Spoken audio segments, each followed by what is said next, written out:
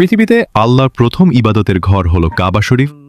হযরত আদম আলাইহিসসালাম আল্লাহর নির্দেশে এটি নির্মাণ করেছিলেন, কিন্তু সময়ের সাথে সাথে সেটি বিলীন হয়ে যায়।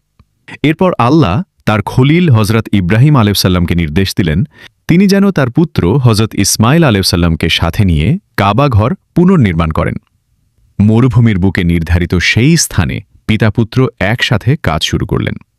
ইসমাইল আলাইহিসসালাম কষ্ট করে পাহাড় থেকে পাথর এনে দিতেন, আর ইব্রাহিম আলাইহিসসালাম সেগুলো সাজিয়ে সাজিয়ে দেয়াল তুলতে থাকলেন।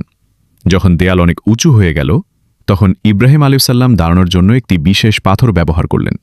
সেই পাথরেই তার পায়ের ছাপ রয়ে গেছে, যা আজ মাকামে ইব্রাহিম নামে পরিচিত।